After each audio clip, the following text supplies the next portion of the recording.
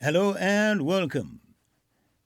This is AIL TV, and I'm a man called Jay, as many people call me. I've got so many names. Security update is back. Our presenter David has been in West Africa trying to dig up some more information. So, as time goes on, you will get to know what he's been up to. Now, in tonight's program, we are going to concentrate on again in Ethiopia, because there has been some development, um, as you will see in the program.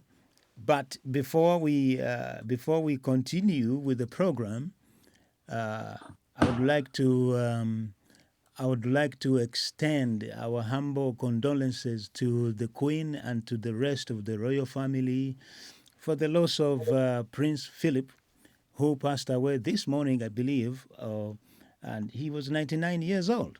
So now that is out of the way. Prince Philip, rest in peace.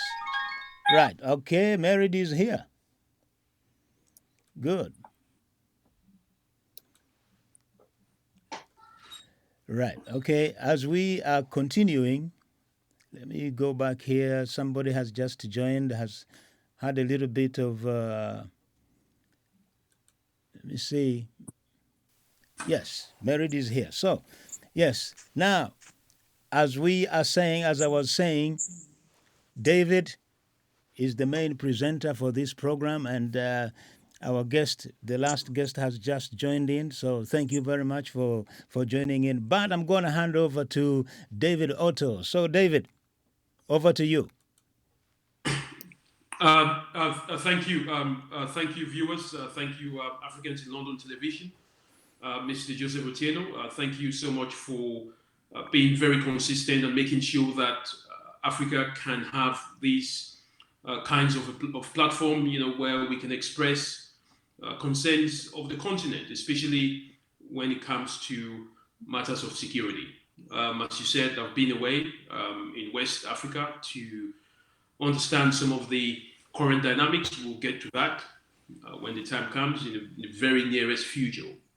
Again, today it's important that we continue to talk about the issues that are happening in Ethiopia, and we have a huge number of issues that needs to be discussed about Ethiopia. It's a very deep subject, very controversial subject, a subject where you've got the for and against in every topic that's talked about concerning Ethiopia. So I think this is going to be another interesting session. We have three very powerful guests that will be diving very deep into this subject. We've got a very own Martin Plaut, who is an ardent researcher of Ethiopia. He's continuously monitoring affairs in that part of the continent religiously, and we really appreciate him giving us his time again today. We've got Mr. Adeyinka Makinde, who is a researcher, a lawyer by profession, but also an author. He's also an international blogger. We are very grateful to have his views and to have him today on this platform. And the third person that we're very fortunate to have is Dr. Merid Gebru. Welcome to the program, and we hope that your connections are fine. If you log off by any chance, please join us again on this program. We're glad to have you, Dr. Merid Gebru, to have these discussions. Now, today's topic is rather something which we want to dive deep into the man himself. That's the Prime Minister Abiy Ahmed, to talk about his future. We understand that politically, we want to find out, what the future holds for him. Somebody who has won the Nobel Peace Prize. At the back of that, we've got a war in his hands. With the ongoing battle between the Ethiopian Defense Forces and the Tigray Liberation Army. So I think this is an important subject to discuss and see what the future lies for Prime Minister Abiy Ahmed. and what the future is for Ethiopia in general. So, Martin, I think I'll begin with you because I follow most of your tweets, and I know you're very current with what is going on in Ethiopia, as all our guests are.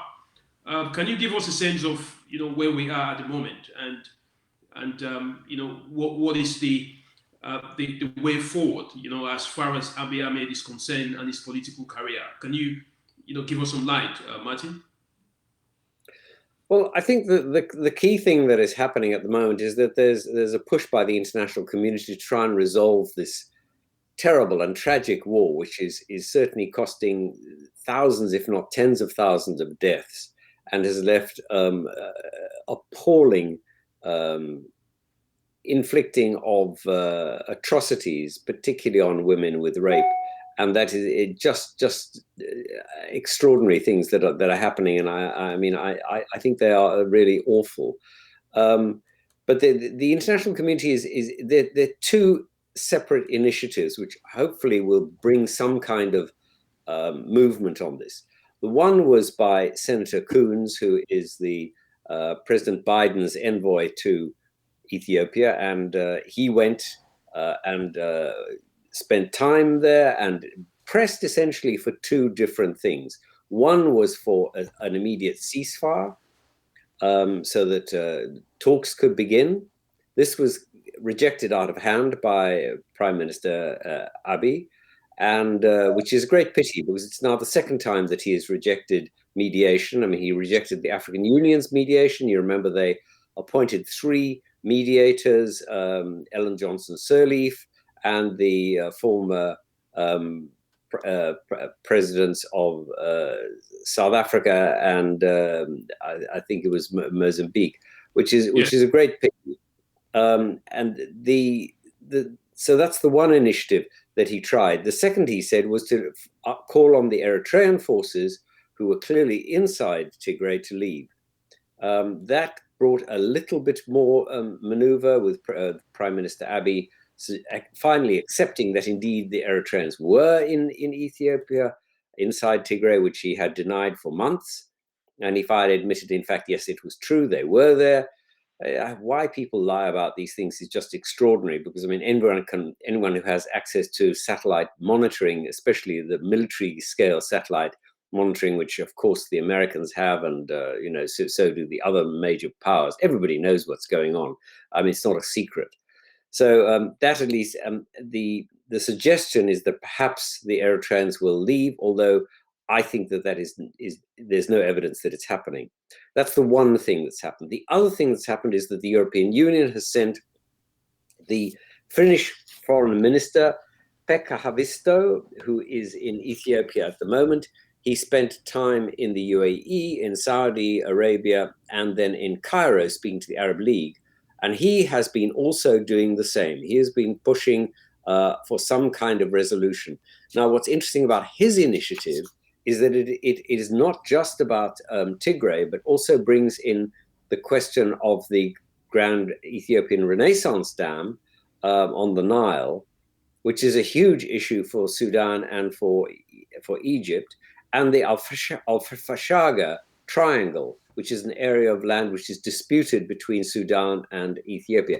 And I get the sense, but I have no proof, that he's trying to tie all these things together so that there's something for the Ethiopians to come out of this, and for the region in the terms of Sudan and Egypt. But will he succeed? I have no idea. But that is where we are at the moment, and he will give a report to the Foreign Affairs Council of the European Union on the 19th of April, and then we'll know a bit more.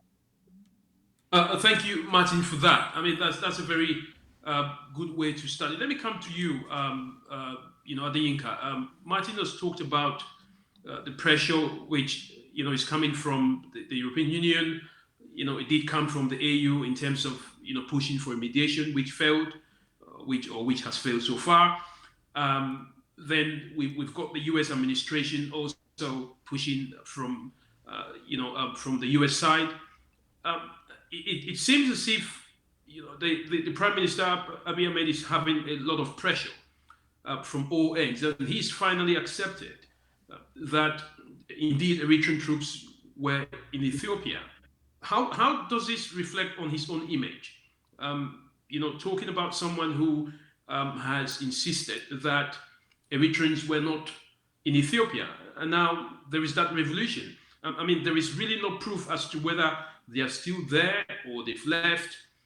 I mean, what is your take on his character as as somebody who was well respected and given a Nobel Peace Prize? Over to you.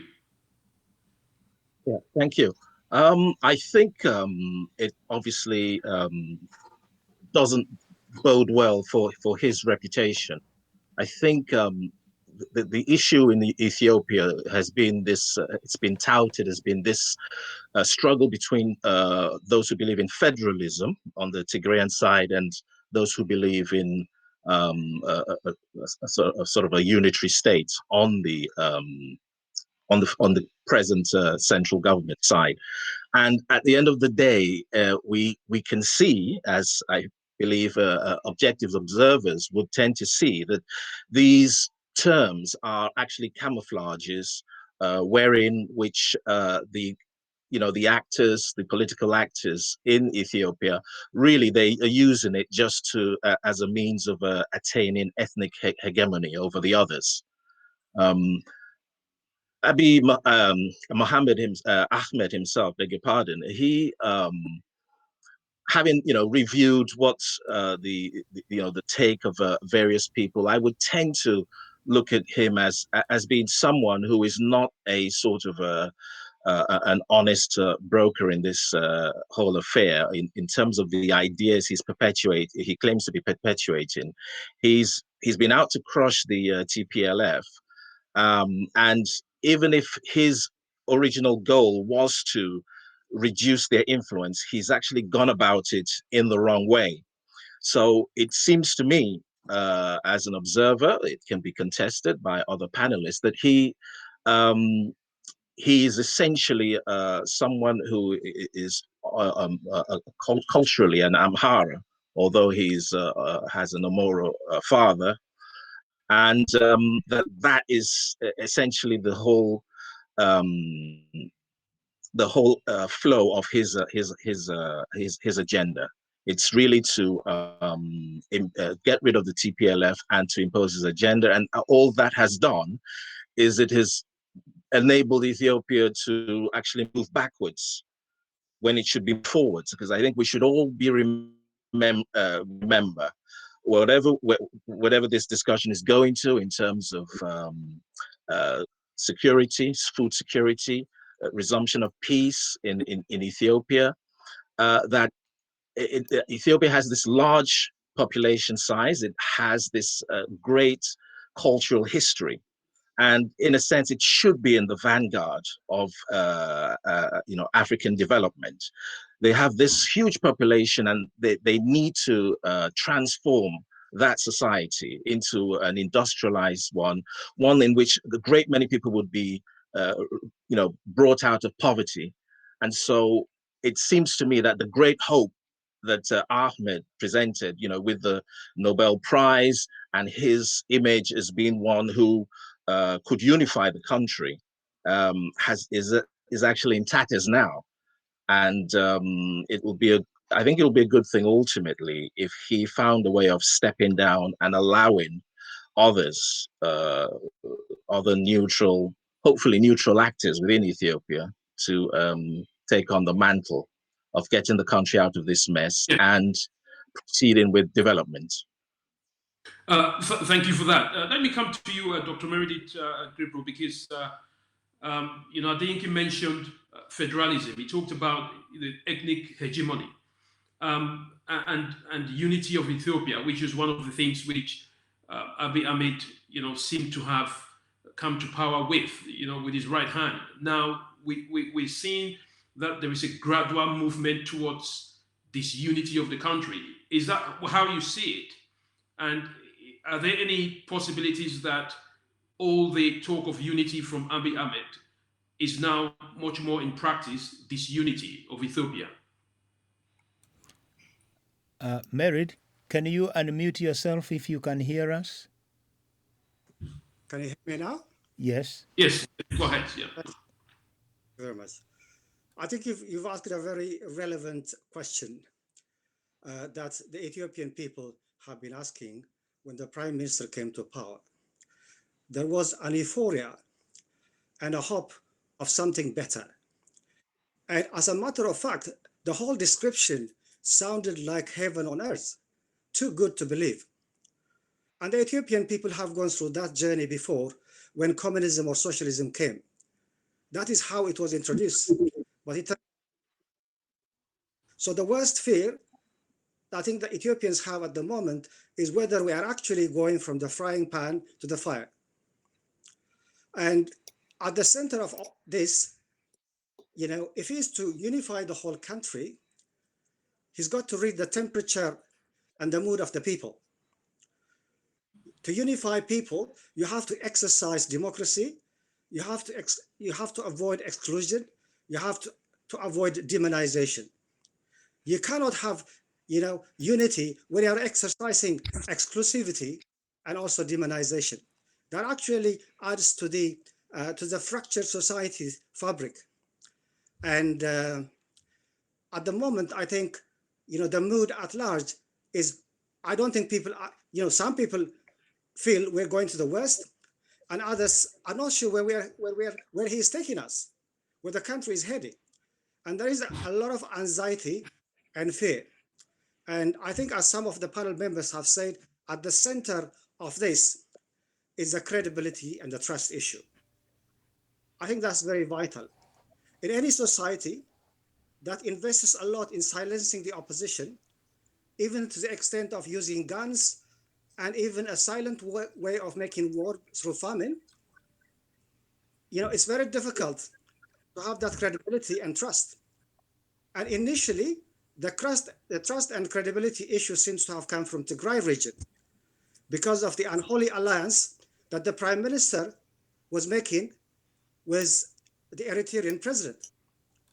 Now, if you want me to tell you who you are, you have to tell me who your friend is. And here is a man who has invested his life, literally, the last 30 years in war. And his country has been devastated. And a lot of people have been migrating and displaced from Eritrea. A lot have taken a very traumatic journey and ending up even in death in the Atlantics, in the ocean. So how can you have an alliance as a peacemaker with someone who promotes war?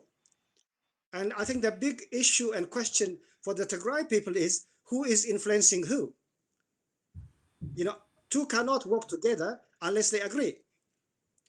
So that is a very concerning area of an alliance.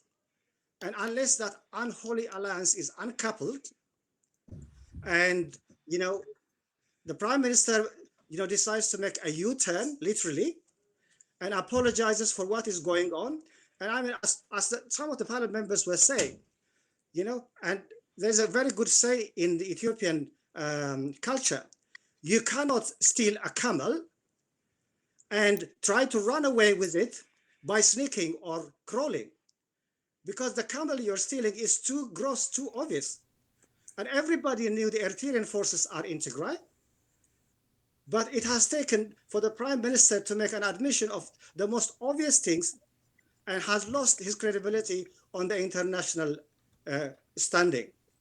So I think with that credibility and trust issue at the center, he's not been able to win the hearts and minds, not only of Tigray people, but I'm fear the rest of the Ethiopian people. I mean, there has been a problem even before the war and even before Prime Minister, came to power about this unity in Ethiopia. There has been an issue, simmering issue. And I remember being a member of the Peace and Reconciliation Committee for the Ethiopian group in London. I was one of the founders. And one of the difficult things we found to define was what is Ethiopianism? What is Ethiopianism? The way one person defines Ethiopianism is not the same to the other person. And that creates a big problem. And people were expecting that he would bring a unifying theme. And I remember even when he went the first time to Tigray. The Tigray people are very open to good change. They have never welcomed any leader coming to Tigray as they did Abiy. He actually called the Tigray people like gold. And he even described them at another occasion like an engine in the car. Now, who would mess and throw his gold on dust or on the bin? And who would get away his engine, throw away his engine, and expect to run his car from A to Z? And then on a televised, venue, he actually at once said, when there were rumors that he might have an alliance with Eritreans and attack Tigray, he actually said, this is his exact words. He said, it is actually evil for anyone to think that I would have an alliance with Eritrea to make war with Tigray. And guess what? That's exactly what has happened. So if a person says something and does something different, then there is a big credibility issue. And with a loss of credibility issue, if one cannot govern oneself, how would one govern a country which is really quite complicated as it is? Thank you very much, Dr. Merid. Let me come back to Martin there. Politically, Prime Minister Abiy Ahmed has lost some credibility, especially when it comes to the issue of whether or not Eritrean forces in Ethiopia. That has been proven to be the other case, which he didn't mention before, which he denied. Strategically, he said this was going to be a very quick war. I mean, you and I know what it takes for a war to start very easily, but for it to stop takes more time than you can ever imagine. Now, what is the situation now? Because if we're talking about peace, which I'm sure we're all interested in, we've got to find a way to end the war. We know that Eritreans are in Ethiopia. We know that the Prime Minister thought this was going to be a quick war, but it's not going to be a quick war. We know that the TPLF are ready to fight this war all out. What is the way forward, Martin? How do you see it in reality? Because you talked about mediation, but mediation, remember, is just a process. How do you get there? How do you move from the battlefield to the tables, Martin? Well, in the end, there's only one way, and that is for the parties to agree to sit down and talk. There is no other way. Outsiders can come and make suggestions and offer good offices, and sometimes they can put a bit of pressure on either side to say, look, you really need to move now, you need to do this. There are obvious forum in which you can do this would be the African Union, but I'm afraid I think the African Union is pretty hamstrung. I mean, I can't remember the last time it took an initiative which ended a war, which is terribly sad. They've been trying to mediate in the dispute between Ethiopia, Sudan, and Egypt, and it hasn't produced anything, which is a great tragedy. The UN Security Council is also hamstrung because the Russians and the Chinese refuse to allow any kind of pressure on anybody, frankly, in almost any circumstances, because they say, well, that's interference in the sovereign affairs of a country, which of course is an issue. But at the end of the day, how long can you tolerate that these wars will continue? I don't see any appetite at this moment, and I would be happy to be wrong. I don't see any appetite for anybody to sit down and actually negotiate. I mean, the Tigrayans say they will, but they were prepared to do that before the war as well. So I think that there is still a belief in Asmara and in Addis Ababa that somebody can win. And as long as that belief is around, well, then you aren't going to get an outcome. And I can't tell you when that will change. And it's like, the last war in which the Tigrayans were really involved lasted from 1975 until 1991. Are we going to see the same again? I don't know. But that would be a tragedy for the Tigrayans, a tragedy for Ethiopia, which has had some fantastic growth figures, which has done extremely well in terms of its dynamic, ability to bring people out of poverty, which has a huge legacy of culture and history, and which we can only be respectful of. And yet here they are, trapped in yet another war. It's awful. But that, to be honest with you, I think we see war ahead. I do not see peace. But I would be delighted if I'm wrong. And you talk about this because I understand the dynamics of which you're explaining. Both sides are saying that they're interested in dialogue, but of course they are not going on the dialogue table. Even if they are, there is no seriousness in implementing any sort of a peaceful arrangement or a ceasefire arrangement. So if it's a long war, as we all think and we all do not wish it is, that is devastating for the African Union, taking into consideration that the headquarters of the AU is in Addis Ababa, and what more can the Africans do, or what more can Ethiopians do, or Tigrans? If we want to have a differentiation to get an end to this crisis, Martin.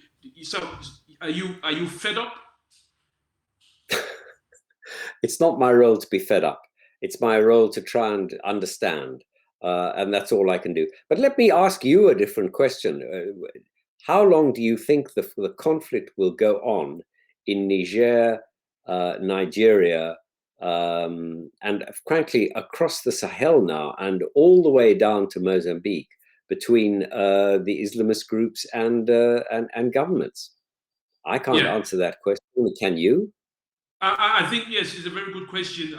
The difference in that, Martin, as you very much know, is that the dynamics of the insurgency between the groups that are linked to ISIS and Al Qaeda are very much, in a different spectrum of war with what is happening between the Tigray region and the Ethiopian government. Of course, there is that element of ideology, which Islamic ideology, if you want to call it, which is there between the Sahel and the Lake Chad Basin, which is, of course, not something that we see in the Tigray region. This is much more of a political crisis. Now, but let me jump to Adeyinka, Makinde, and get your views on, are you frustrated with the fact that the African Union has failed in its headquarters to resolve the problem that just under its nostril? Do you think, the United Nations Security Council, the US, should be giving all their support to the African Union to get this under control? Can they do it? Well, absolutely. I share the frustration of many about the record of the African Union. I think, just to reiterate, it's obviously better to Georgia than to war. And as we saw with Ahmed's strategy, it's very easy to get into a war, but very difficult to extricate yourself from it. This is what happened in Nigeria before the onset of the Nigerian Civil War, the Biafran War, when Major General Gowon mentioned that he would be taking a police action against the East Central region, but within a few months, or less than a month, it went into a total war. So the basis of peace in Ethiopia, I think in a lot of conflicts, you're looking either for help and support from international organizations who can negotiate with or help mediate and help the parties negotiate with each other. Alternatively, you can have a situation where a foreign power may impose themselves on an agreement. That second one, I think it's just worth mentioning it, just to then underline the fact that it's not going to work in Ethiopia, because it's a country of over 100 million people. And it's not a situation where, as we've seen in the Caucasus area where Russia has come up with a peace separate, well, I won't call it peace, but a sort of a working arrangement between Nagorno-Karabakh and the Azeris. So putting that to one side, we have to focus on international negotiations. The African Union does have some measure of the theoretically and hopefully practically, it has the basis through which it can work through. Ahmed has, he worked on the premise that you can't intervene, Article 4 of the founding principle of the reconstituted OAU talks about that aspect of non-intervention. But on the other hand, the next paragraph does say that there will be situations where you cannot tolerate genocide, mass rape, and from what we can tell is going on in the theater of war.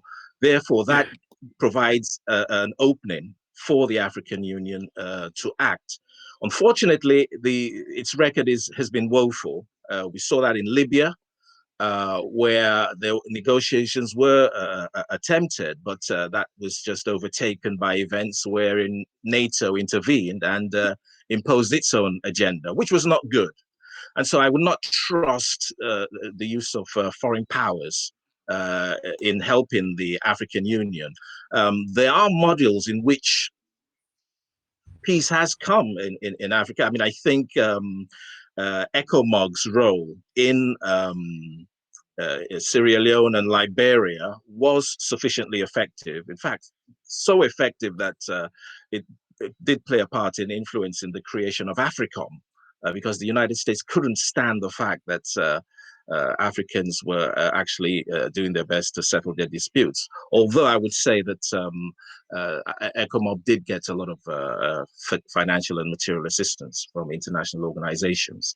So it is up to the African Union, I would say, to step in there and to provide some form of negotiation between the parties.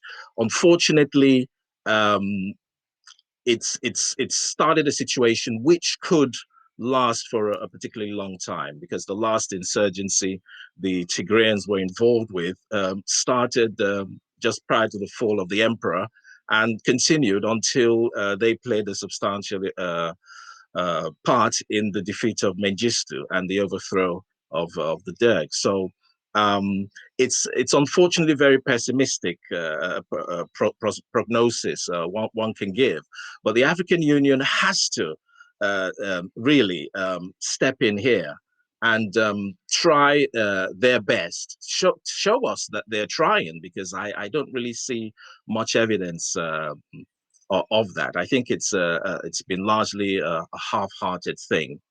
But at the end of the day, I then think that because sometimes civil wars are actually resolved simply by force, one side will come up on top. And unfortunately, that is what both sides at this moment may be thinking. But I'm hoping, unfortunately, I am hoping that that will not be the case when they see the utter catastrophe that will begin to engulf them. It's making them vulnerable to their enemies against whom they should be all united. Sudanese and the Egyptians being very suspicious of that dam. And of course, there were always these border disputes, one with Sudan. Although Somalia is a disintegrated state, there's the Ogaden. There's always that thing where if central authority is lost and there is an all-out war, then you will be interfered with. It happened in Spain. It happened, in a sense, in Nigeria. All sorts of civil wars. So unfortunately, the African Union doesn't look as if it's up to the task. But I'm hoping at some points that that things will change. I hope I'm proved wrong, because I was proved wrong myself. I wrote an essay which was widely distributed among Ethiopians some years ago called the iron-fisted Ethiopian state, in which I referred to the actual triumphs of Meles Zenawi's government, but also looked at the human rights record, which was absolutely appalling. And but then, and I thought that it would lead to disaster. I thought that you might even have a Rwandan situation. But I thought I was proved wrong. First of all, with the voluntary stepping down from power from Zenawi's successor, and then the Nobel Prize, and it all looked fairly rosy for a period of time. That seems to have now disintegrated. So I certainly hope.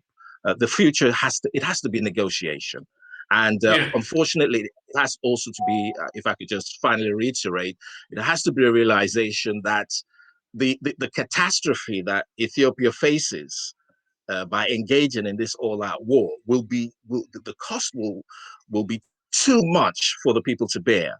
That they will have to call on their leaders to see sense and develop a new strategy for creating a better future for that country. Thank you for that. I mean, while you were talking, Dr. Merid, you crossed your hands. How bad is the situation? Are we seeing a scenario whereby the Tigrants will walk their way away from the Union? Of course, the Constitution makes it very clear that each and every region has the right for self-determination and secession. Are we close to that at this point? Are there any talks of that? Well, my approach to such situation is very pragmatic. When a house is on fire, the first thing is to deal with the fire, because the fire is actually causing a lot of damage on the ground. Once the fire is put off and lives have been put into safe and damage limitation exercise has been done, then at daylight, people can talk about the next stage and how to prevent the fire, why the fire came about in the first instance, and what to learn from the incident. The unfortunate thing in Africa is, I think a lot of our leaders are not learning from the past. And it seems like we are recycling the same. If you have a poison that has been tried many times, it takes only a foolish person to try it again and think it would be different in your case. So that is the problem. I mean, at the moment, as a doctor as well, I think human lives matter a lot to me. On the ground, people are dying and have already died in thousands. Over 4.5 million people are already exposed to famine. And apart from the obvious war affected days, people are actually affected in silent days where guns have not been heard. Now, trying to comment on what my other panel members were saying earlier on, I think the issue in Africa is the same. For as long as African leaders do not exercise free and fair election, and they are actually using the guns to silence the opposition party, there is not going to be a roadmap to peace. You cannot just bring it by wish. On the ground, there are things that need to change. And if a lot of the things that are happening elsewhere are the same, how can the African Union change anything? Because they are together. They cannot be more than the sum of everyone. So that is a big issue. The democratization and free and fair election are fundamental in any society. I mean, there would always be political rifts. Even in America, there was a very big rift in the last election. But the big challenge, the post-election big challenge for Biden and Harris was to try to win the hearts and minds of everyone. Now, when we come to Ethiopia, obviously, people have to agree or agree to disagree. All these options should be on the table. It's like being in a wedding, to be wed. You cannot be, subjected to that environment for the rest of your life, especially when there is domestic abuse and people's lives are affected. The first thing that people would do is to make sure everyone is safe. Then, they are all adults. They have to sit and see the way forward, or they have to agree to disagree. And if children are involved in that family, it makes it messy. And the longer the mess goes, the more difficult the rehabilitation and the solution forward.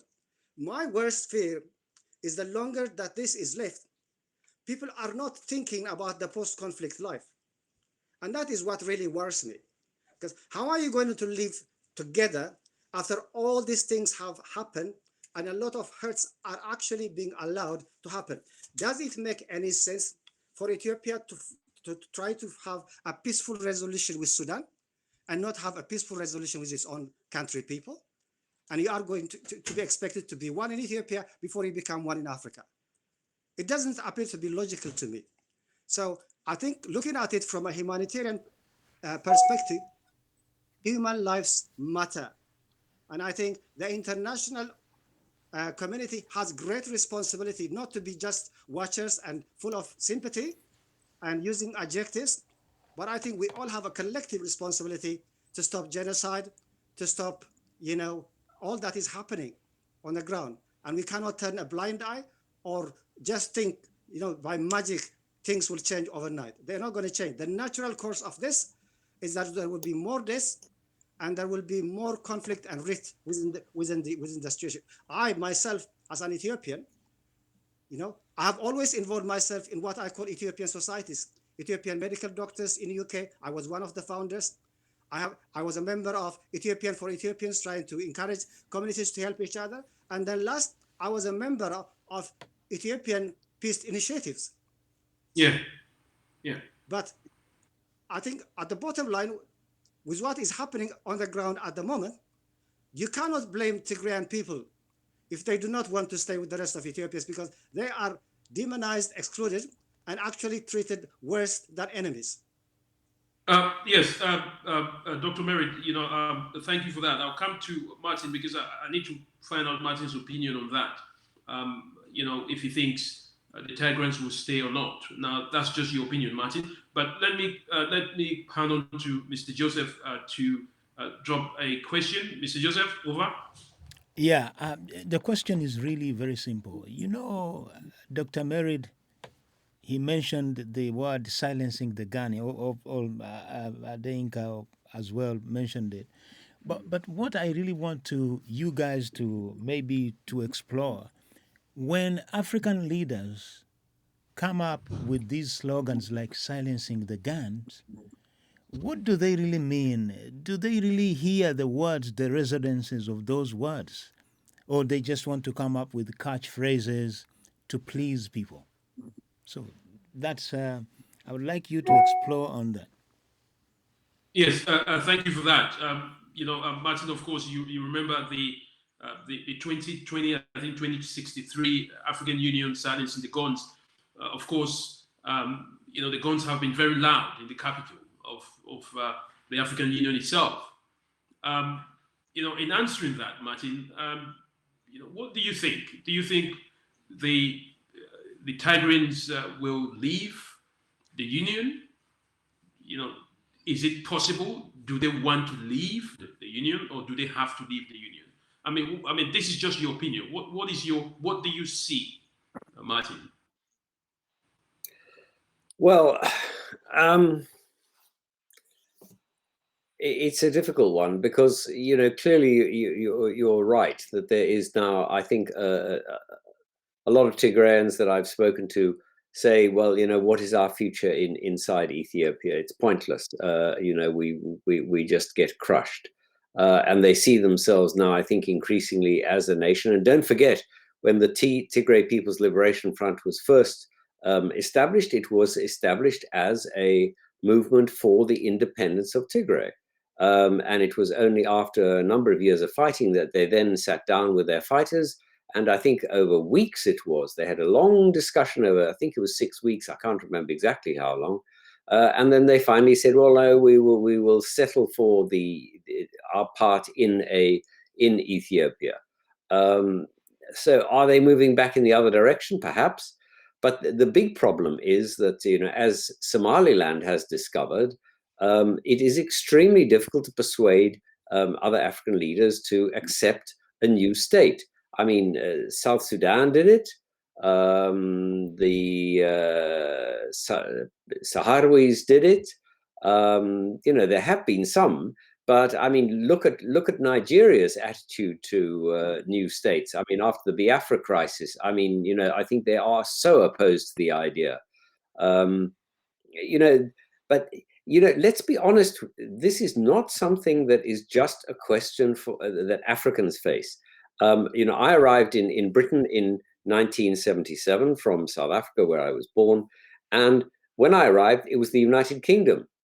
Full stop. End of. And now, a friend of mine was just filling in a form, and you had to put down whether you were Scottish, English, Irish, or Welsh. And there was actually no place in it for British. Now, the only difference is that now, thank goodness, in Britain, if we, all you have to do to get an independent Scotland is vote for it. And if the Scottish vote for it and there's another referendum and they get it, that'll be the end of Scotland in Britain.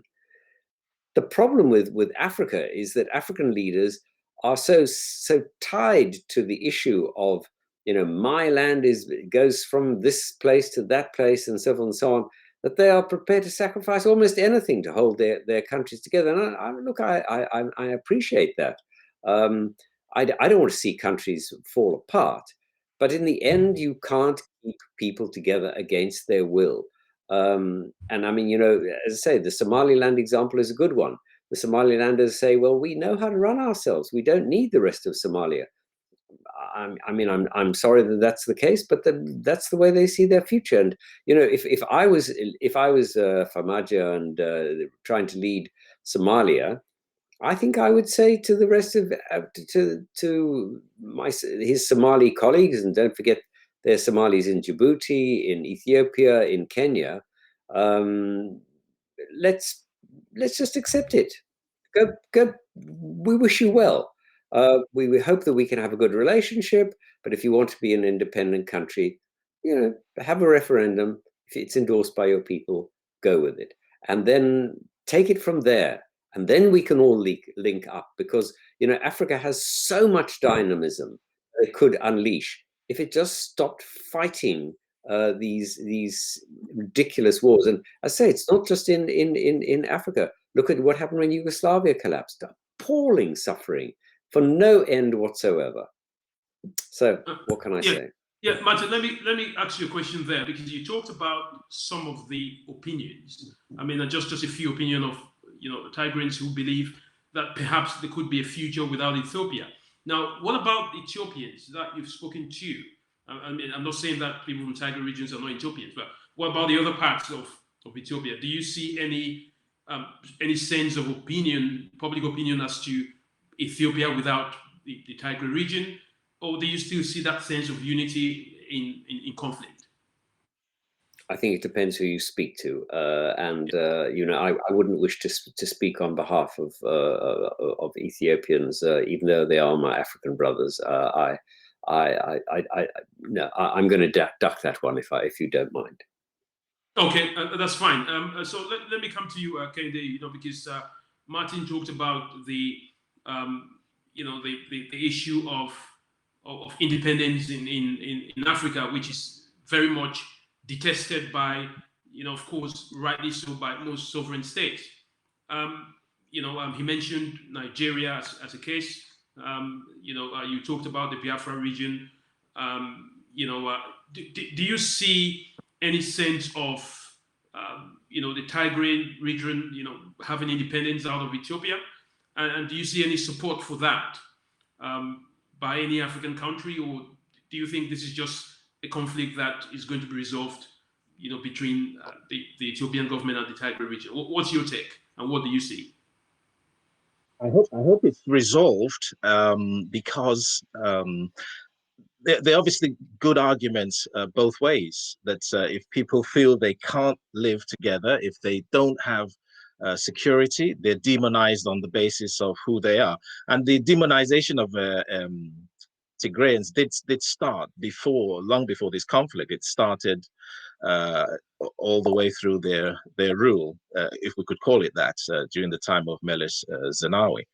I think to have these smaller polities may make sense to an outsider because it purports to, in the default position, it's people who are ethnically cohesive, and in that sense, there'll be less room for conflicts. On the other hand, a lot of African countries, given their geography, their population sizes, they would do immensely better if only they had the right ideas backing up nationhood, a firm belief in nationhood and cooperation and mutual respect for all peoples in the society, both the major groups and the smaller ethnic groups. In Nigeria, you had these dominant groups, the Hausa Fulani, the Yoruba, the Igbo, but but they're all, you have these many minority groups. And the same thing with Ethiopia. You've had this domination through Amhara, through Tigrayan in recent times. You've also had the Oromos, who haven't really had the power and have tended to be caught somewhat in the middle. I would tend to favor larger states, unified states, nationalist states who be better placed to harness their resources for the betterment. They can, we need to talk wider. I mean, we may not have to go into the abstractions of metaphysics, but it's so central that Africans develop some sort of universalist ideology, something beyond just Pan-Africanism, which is a reaction to white domination. They need ideas that are tailored to meet the African condition and tailored in such a way that they can create, their own markets, their own, their own institutions, which will be genuinely politically and economically independent of the West. Because this, you cannot, and it's not an anti-Western thing to say, but all the indications of those African leaders who want to push their nations forward are that they will be obstructed because they will serve as competitors to other other countries, including those of particularly in the West, who benefit from controlling currencies, who benefit from just handing out aid, but leaving Africans as being consumer societies. This sort of thing has to change. So I hope that Ethiopia, the situation there, as well as other situations, including this the Islamist-led insurgents around the Sahel, the Maghreb, and elsewhere, will try and get Africans to concentrate their minds on just how long can they tolerate underdevelopment? How much can they tolerate being at the bottom of the pecking order when they are sitting on the wealth of human resources, of natural natural resources? At some point it really has to end. And while I understand the Tigrayan situation there, it may be that they have to pull apart. All sides have to pull apart and then become united in the future. I don't know if that makes me overly romantic, but this is what I ultimately feel when I'm dealing with Nigerians who feel that they're being dominated by Northern Muslims. And I can understand the reason for the rise in these ethnic problems. The problem, though, is when you do separate and create this and that republic, you're still using the same people, the same ideas, the same mentalities that are going to recreate the neo-colonialist order in which these buffoonish leaders we've been saddled with, unfortunately, over the decades, are the proconsuls of Western and other foreign domination.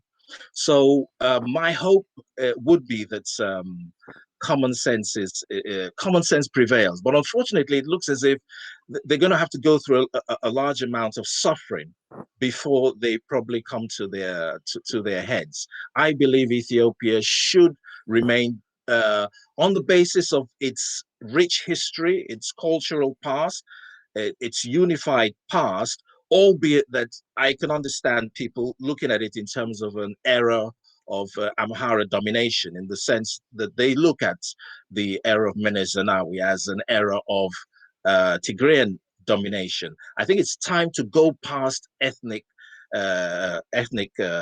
allegiances and to look for universal unifying ideas through which all countries can progress. And hopefully Ethiopia, which was the birth in so many ways of many things, including Christianity, they should try and lead the way in that regard. Thank you for that. Let me come to Dr. Merid, because this is we're almost rounding up. There is a saying that when you break it, you're expected to fix it. It does appear as if Abiy Ahmed has broken down the country. Is he going to be able to fix it, or is somebody else going to fix it in his place? Well, that is an interesting choice decision. And I have often wondered, yes, it's good to talk about unity, and I think it's logical to avoid fragmentation from a simple society unit called a family all the way to a country. I'm actually a very Pan-African person, and I've always believed if all Africans were together, there is a lot to be gained.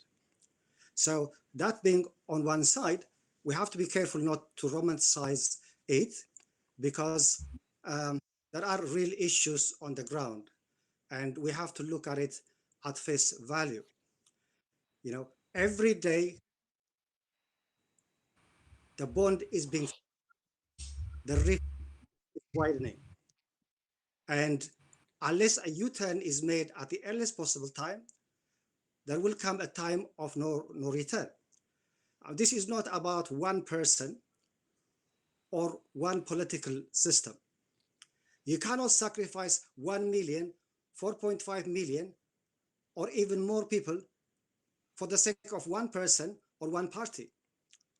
I think the way I understand being a minister means someone who is willing to serve others. And being a prime minister meaning putting his life for the sake of others and willing to serve everyone, to be the servant of all. And that dictates it's better for one person to be pushed to the side than for a million people to die. I think it makes sense. So, the issue that we have also been addressing is, if you agree to disagree, you have nothing to lose. In Scotland, it's not the SNP which wins. It's the people that vote that win. It's the people's choice that has to be respected. And, in some societies, such is the freedom afforded for people to make a choice to stay in or to stay out. What makes it difficult in Africa not to give people the choice of how they want to be governed? And then there is the issue. Do you want the Tigray land or do you want the Tigray people?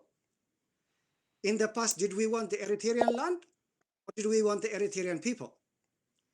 These are credible issues. I think, to me, as a humanitarian and as a doctor, I think human lives are precious. Human organs are precious. As a transplant surgeon, I value every organ of the human body. So what we see is the dimming of human lives. One person to stay in power, how many have to die? Is it worth the cost? Are the questions, that need to be asked. So yes, where there is a will, there is a way, but it requires humility. And I understand the Prime Minister is said to be a very religious person, and I think he would take that on board.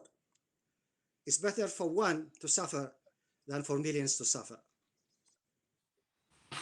Thank you very much, Dr. Merid. I think we've done well in getting your views on this very sensitive but very important and current event which is going on. I don't know if I should call it an event or crisis that is going on in Ethiopia. But thank you for your views. Thank you very much, Martin Plaut, for your always being there, giving us your best. Adeyinka, Makinde, thank you so much.